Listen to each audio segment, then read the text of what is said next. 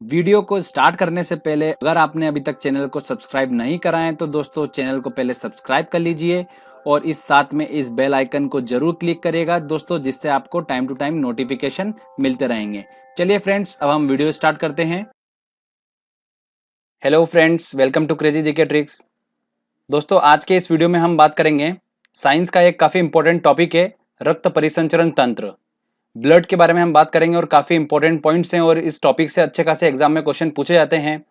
तो दोस्तों ये लेक्चर आप बहुत ध्यान से सुनिएगा और हम लास्ट में एक very important question answer set भी लगाएंगे। जो लास्ट ईयर क्वेश्चन एग्जाम में पूछे गए हैं हम उनको सॉल्व करेंगे। तो फ्रेंड चलिए हम वीडियो को स्टार्ट करते हैं। सबसे पहले दोस्तों हम बात करते हैं रक्त क्या होता है, ब्लड क्या होता है और किन किन चीजों से मिलकर बना होता है, मतलब इसके संगठन की बात करेंगे। तो ध्यान से देखिए, रक्त जो होता है एक संयोजी ऊतक है, एक कनेक्टिव टिश्यू है और एक ह्यूमन बॉडी में ये 5 से 6 लीटर होता है। इसकी पीएच वैल्यू जो है वो कितनी है, 7.4 है। ब्लड जो होता है वो किन किन चीजों से मिलकर बना होता है, देखिए प्लाज्मा और रक्त कोशिकाएं से मिलकर बना होता है। ये रक्त कोशिकाएं कौन कौन सी होती हैं, आरबीसी होती हैं, डब्ल्यूबीसी होती हैं और प्लेटलेट्स, मतलब लाल रक्त कणिकाएं, श्वेत रक्त कणिकाएं और प्लेटलेट्स होते हैं। ठीक है। प्लाज्मा जो होता है हमारी बॉडी में वो 55% होता है और रक्त कोशिकाएं जो होती है वो होती है 45% होती है। तो इस तरीके से पूरा 100% होता है। तो प्लाज्मा और रक्त कोशिकाएं से मिलकर ब्लड बना होता है। थोड़ा सा हम देख लेते हैं, एक बार डायग्रामेटिकली आपको बता देता हूं मैं। थोड़ा आपको यूं समझ में नहीं आएगा कि प्लाज्मा क्या होता है, रक्त कोशिकाएं क्या होती हैं। थोड़ा अपन एक बार आपको मैं थोड़ा सा डायग्रामेटिकली एनिमेशन के थ्रू बताता हूँ। चलिए देखिए, आपको दोस्तों दिख रहा है यहाँ पर ये ब्लड है। अब ये देखते हैं हम, देखिए इसका लाल रंग हटा देते हैं थोड़ी देर के लिए और देखते हैं कि ये किन किन चीजों से मिलकर बना होता है। तो आपको जो ये पूरा तरल पार्ट दिख रहा है, ये तरल पार्ट जो होता है ये होता है प्लाज्मा। ये 55% होता है भाग रक्त में। उसके बाद ये जो आपको लाल लाल दिख रहे हैं, ये जो कण होते हैं ये होती है लाल रक्त कणिकाएं, इनको आरबीसी बोलते हैं। उसके बाद रक्त में होता है श्वेत रक्त कणिकाएं, डब्ल्यूबीसी आपको दिख रहा है, ये श्वेत रक्त कणिकाएं होती हैं। उसके बाद रक्त में प्लेटलेट्स होते हैं, ये आपको प्लेटलेट्स दिख रहे होंगे। तो इस तरीके से ये ब्लड हमारा बना होता है। प्लाज्मा, लाल रक्त कणिकाएं, श्वेत रक्त कणिकाएं और प्लेटलेट से मिलकर हमारा बॉडी में जो रक्त है वो बना होता है। तो क्लियर दोस्तों, चलिए अब इनको समझते हैं हम। तो देखिए रक्त कोशिका आपको समझ में आ चुकी है कौन कौन सी, आरबीसी हैं, डब्ल्यूबीसी हैं और प्लेटलेट्स हैं। आरबीसी मतलब हो गया अपना लाल रक्त कणिकाएं, डब्ल्यूबीसी हो गया श्वेत रक्त कणिकाएं और प्लेटलेट्स को प्लेटलेट्स ही बोलते हैं। अब मैं आपको बताता हूं इनका सीक्वेंस, मतलब रक्त कोशिकाओं में सबसे ज्यादा क्या होता है। तो आरबीसी सबसे ज्यादा होता है, मतलब 90% होते हैं, फिर प्लेटलेट्स होते हैं और फिर डब्ल्यूबीसी होता है। तो डब्ल्यूबीसी जो होता है वो सबसे कम होता है। ओके फ्रेंड्स, अब इस लेक्चर में हमको यही समझना है कि आरबीसी, डब्ल्यूबीसी और प्लेटलेट्स, इन्हीं से क्वेश्चंस निकल कर आते हैं एग्जाम में। और प्लाज्मा के बारे में कुछ इंपॉर्टेंट पॉइंट्स हैं, तो आप वो थोड़ा ध्यान से पहले सुन लीजिए, फिर आपको मैं आरबीसी, डब्ल्यूबीसी और प्लेटलेट्स के बारे में बताऊंगा। तो प्लाज्मा क्या है, प्लाज्मा पानी और अन्य पदार्थ का मिश्रण होता है। तो पानी जो होता है प्लाज्मा में 90% होता है और बाकी जो बचा हुआ 10% है वो अन्य पदार्थ होते हैं। अब ये जो अन्य पदार्थ होते हैं वो क्या क्या होते हैं, protein, urea, sodium, phosphate, bicarbonate.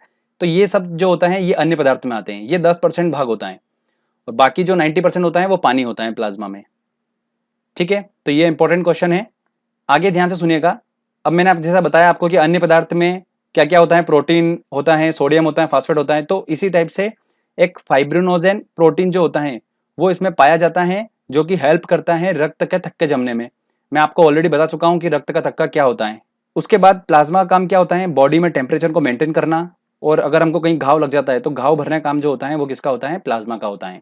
तो ये प्लाज्मा के बारे में कुछ इंपॉर्टेंट पॉइंट्स थे, मैंने आपको बता दिए हैं। अब दोस्तों हम अच्छे से समझते हैं आरबीसी, डब्ल्यूबीसी और प्लेटलेट्स को, एक एक करके सबको अच्छे से समझते हैं। चलिए आरबीसी की बात करते हैं, मतलब लाल रक्त कणिकाओं की। तो रक्त में 90% भाग होता है इसका, जो रक्त कोशिका हमने पढ़ी थी आरबीसी, डब्ल्यूबीसी और प्लेटलेट्स में से 90% जो होते हैं वो आरबीसी होती हैं। ठीक है, इसकी जो लाइफ होती है लाल रक्त कणिकाओं की वो होती है 120 दिन। 120 दिन इनकी लाइफ होती है और ये इनका निर्माण कहाँ पर होता है, बोन मेरो में इनका निर्माण होता है, अस्थि मज्जा में इनका निर्माण होता है। और आरबीसी की मृत्यु कहाँ पर होती है, प्लीहा में होती है। ठीक है, जिसको क्या बोला जाता है, आरबीसी का कब्रिस्तान बोला जाता है। और ध्यान रखिएगा प्लीहा को ही क्या बोला जाता है, ब्लड बैंक बोला जाता है। आरबीसी का वर्क क्या होता है, तो आरबीसी का वर्क होता है कि ऑक्सीजन और कार्बन डाइऑक्साइड का संवहन करना। हमारी बॉडी में ऑक्सीजन और कार्बन डाइऑक्साइड का संवहन करने का काम क्या होता है, आरबीसी का होता है। ध्यान रखिएगा आरबीसी में हीमोग्लोबिन नामक एक प्रोटीन पाया जाता है, जिसके कारण ही रक्त का रंग जो होता है वो लाल होता है। आरबीसी की कमी से आप देखते हैं कौन कौन से रोग हो जाते हैं। तो अगर लाल रक्त कणिका जो है अगर उसकी कमी होती है बॉडी में तो कौन कौन से रोग होते हैं? एनीमिया नामक रोग हो जाता है, अरक्तता, और पीलिया मतलब जॉन्डिस नामक रोग हो जाता है हमको। तो ध्यान रखिएगा आरबीसी के बारे में, ये इंपॉर्टेंट पॉइंट्स है जिनसे क्वेश्चंस बनते हैं। अब बात करते हैं डब्ल्यूबीसी की। डब्ल्यूबीसी सबसे कम होती है हमारे रक्त में और इनकी लाइफ जो होती है वो 3 से 4 दिन की होती है, सिर्फ 3 से 4 दिन की होती है। बनती कहाँ पर है डब्ल्यूबीसी? ये बोन मैरो में ही बनती है, बट इसकी मृत्यु जो होती है वो कहाँ पर? रक्त में ही हो जाती है। आकार में सबसे बड़ी होती है ये, ठीक है। और इनकी वर्क की बात करते हैं कि इनका काम क्या होता है। डब्ल्यूबीसी जो होती है हमारे रक्त में, उनका काम क्या होता है? उनका काम ये होता है कि इम्यून सिस्टम जो होता है, प्रतिरोध क्षमता जो होती है हमारी बॉडी की, उसको बढ़ाने का काम करती हैं ये।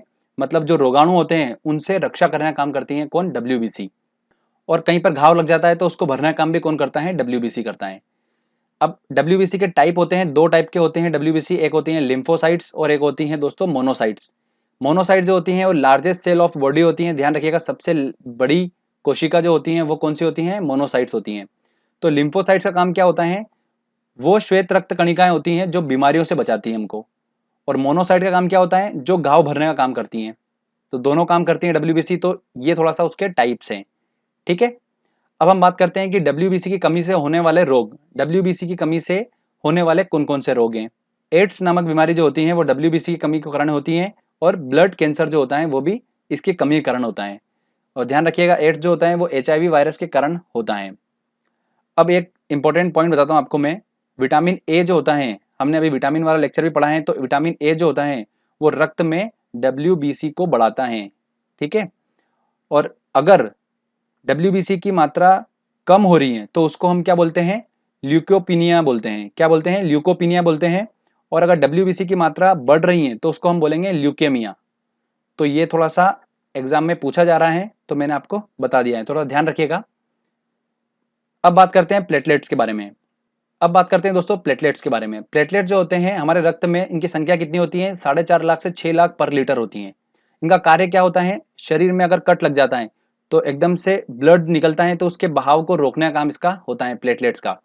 चिकनगुनिया और डेंगू जैसी बीमारी में प्लेटलेट्स की मात्रा एकदम से कम हो जाती है। डेंगू जो होता है हमको वो एडिस एजिप्टी मच्छर के काटने से होता है।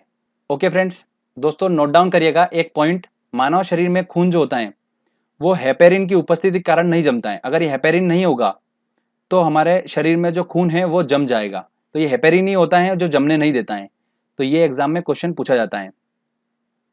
अब दोस्तों हम बात करते हैं रक्त परिसंचरण तंत्र। जैसे नाम से स्पष्ट है, रक्त का परिसंचरण करना हमारी बॉडी में, तो वो कौन करता है? धमनी करती हैं, आर्टरीज बोलते हैं इनको, और शिराएं जिनको बोलते हैं वेन्स।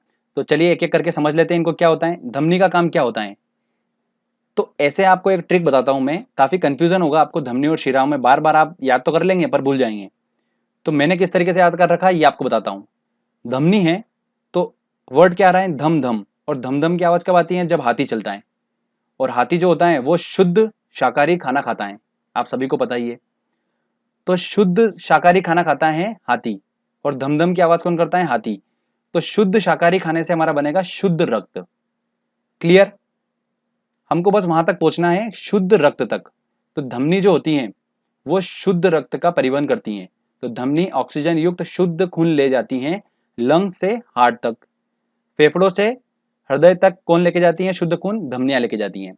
तो धमधम से आपको हाथी याद आएगा, और हाथी शुद्ध खाना खाता है, तो आपका कभी भी कंफ्यूजन नहीं होगा और हमेशा आप बिल्कुल सही आंसर तक पहुंचेंगे। तो ये क्लियर हो गया कि शुद्ध खून कौन ले जाता है? धमनी ले जाती है। एक इसके अंदर एक्सेप्शन है, अपवाद है, कि पल्मोनरी धमनी जो होती है वो अशुद्ध रक्त ले जाती हैं ऑर्गन से लंग्स तक, अंगों से लेकर कहां तक? लंग्स तक, फेफड़ों तक लाती हैं। और फेफड़ों का काम, फेफड़ों तक इसलिए लाती हैं क्योंकि फेफड़ों का काम ही क्या होता है? रक्त को शुद्ध करना। अब हम बात करते हैं शिराएं की, वेन्स की बात करते हैं। तो शिराओं का काम क्या होता है? जस्ट इसके अपोजिट, अशुद्ध खून ले जाती हैं ऑर्गन से लंग्स तक। इसका एक अपवाद होता है, पल्मोनरी शिरा जो होती है वो शुद्ध रक्त ले जाती हैं लंग से हार्ट तक। क्लियर दोस्तों? तो ये आपको थोड़ा दिमाग में रखना है, धमनी और शिराएं के बारे में ये इंपॉर्टेंट पॉइंट है। तो जो मैंने आपको बताया है ये, तो रक्त से रिलेटेड जो भी एग्जाम में क्वेश्चन पूछे जाते हैं वो इन्हीं पॉइंट्स में से आपको मिलेंगे। चलिए अब हम टेस्ट लगाते हैं और देखते हैं कि हमने जो पढ़ा है वो कितने क्वेश्चंस को सॉल्व कर पा रहा है, ठीक है।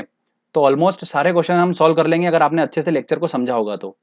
चलिए दोस्तों हमारा पहला क्वेश्चन है, प्लाज्मा में जल का प्रतिशत होता है। देखिए प्लाज्मा में जल का प्रतिशत कितना होता है, 90% होता है, तो इसका आंसर लगेगा डी आंसर। रक्त होता है एक संयोजी ऊतक है, कनेक्टिव टिश्यू है, मैंने आपको बताया था, तो ए आंसर होगा। आरबीसी का निर्माण हमारे शरीर में किस भाग में होता है? देखिए आरबीसी का निर्माण कहाँ होता है, अस्थि मज्जा में होता है, बोन मैरो में होता है, तो इसका आंसर लगेगा डी आंसर। आगे देखते हैं क्वेश्चन। अगला क्वेश्चन है, हीमोग्लोबिन का तात्पर्य है ऑक्सीजन को इधर उधर पहुंचाना, बैक्टीरिया को समाप्त करना, ऊर्जा का उपयोग करना या अरक्तता का निवारण करना। देखिए हीमोग्लोबिन का काम क्या होता है, ऑक्सीजन को इधर उधर पहुंचाने का काम होता है। मानव वयस्क में कुल कितना रक्त होता है? तो 5 से 6 लीटर होता है, इसका आंसर लगेगा ए आंसर। मानव रक्त का पीएच होता है कितना होता है, 7.4, तो इसका आंसर लगेगा सी आंसर। चलिए आगे और देखते हैं क्वेश्चन। आरबीसी का कब्रिस्तान किसे कहा जाता है? आरबीसी की मृत्यु कहां पर होती है? लाल रक्त कणिकाओं की मृत्यु कहां पर होती है? प्लीहा में होती है, इसे ही कहा जाता है आरबीसी का कब्रिस्तान, तो इसका आंसर लगेगा सी आंसर। रक्त का लाल रंग किसके कारण होता है? तो वो होता है हीमोग्लोबिन के कारण, तो इसका आंसर लगेगा बी आंसर। ये जितने भी क्वेश्चन करवा रहा हूं ये काफी इंपॉर्टेंट क्वेश्चन है, एग्जाम में काफी बार पूछे जाते हैं ये क्वेश्चन। अगर आपने ये क्वेश्चन भी लगवा लिए, सारे क्वेश्चन अगर लगा लिए, तो बस आप इस टॉपिक से कोई भी क्वेश्चन आएगा आप सॉल्व कर लेंगे। डब्ल्यूबीसी का मुख्य कार्य क्या होता है? डब्ल्यूबीसी का मुख्य कार्य क्या होता है? प्रतिरोध क्षमता बढ़ाती है शरीर की, तो इसका सी आंसर होगा। तो चलिए आगे और देखते हैं क्वेश्चन। अगला क्वेश्चन है, डब्ल्यूबीसी की मात्रा सामान्य से अधिक हो जाना कहलाता है, क्या कहलाता है? देखिए डब्ल्यूबीसी की मात्रा सामान्य से अधिक हो जाती है तो हम उसको क्या बोलते हैं, ल्यूकेनिया बोलते हैं, और कम हो जाती है तो हम उसको क्या बोलते हैं, ल्यूकोपिनिया। ठीक है, तो इस हिसाब से इसका आंसर क्या होगा, ल्यूकेनिया होगा, तो बी आंसर होगा। अगला क्वेश्चन है, रक्त का शुद्धिकरण कहाँ होता है? तो रक्त का शुद्धिकरण कहाँ होता है? फेफड़ों में होता है। किडनी इसको क्या करती है, फिल्टर करती है, और शुद्ध कौन करता है? फेफड़े करते हैं। मानव शरीर में खून किसकी उपस्थिति के कारण नहीं जमता है? तो उसमें उपस्थित होता है हेपेरिन, इस वजह से खून नहीं जमता है, तो वेरी इंपॉर्टेंट है। अगला क्वेश्चन है, लाल रक्त कणिकाओं का जीवन काल होता है, देखिए 120 दिन का होता है लाल रक्त कणिकाओं का, तो इसका आंसर लगेगा ए आंसर। अगर यहाँ पर श्वेत रक्त कणिकाओं पूछे जाते हैं तो उसका आंसर क्या होता है, 3 से 4 दिन। ठीक है फ्रेंड्स, अपन ने इस टॉपिक को अच्छे से समझा और एक क्वेश्चन आंसर टेस्ट भी लगाया। जो लास्ट ईयर क्वेश्चन पूछे हैं हमने ऑलमोस्ट सारे क्वेश्चन सॉल्व करे हैं और बिल्कुल सही सही टिक करें। तो बस प्रैक्टिस करते रहिए, मेहनत करते रहिए, सफलता बिल्कुल मिलेगी आपको। ये ऐसा टॉपिक है जिससे एग्जाम में क्वेश्चन आता है, तो आपका दोस्तों एक नंबर बिल्कुल पक्का हो चुका है। रक्त से क्वेश्चन आपको एग्जाम में देखने को मिलता ही मिलता है। तो फ्रेंड्स अगर आपको ये वीडियो अच्छा लगा है तो जल्दी से इस वीडियो को लाइक करिए, दोस्तों के साथ शेयर करिए और कमेंट करके बताइए मुझे आपको वीडियो कैसा लगा। अगर आपने अभी तक चैनल को सब्सक्राइब नहीं करा है तो जल्दी चैनल को पहले सब्सक्राइब कर लीजिए, क्योंकि इस तरीके के जब भी वीडियो मैं अपलोड करूंगा तो आपको उसका बेनिफिट मिलता रहेगा। तो फ्रेंड्स मिलते हैं अगले वीडियो में, तब तक के लिए जय हिंद जय भारत।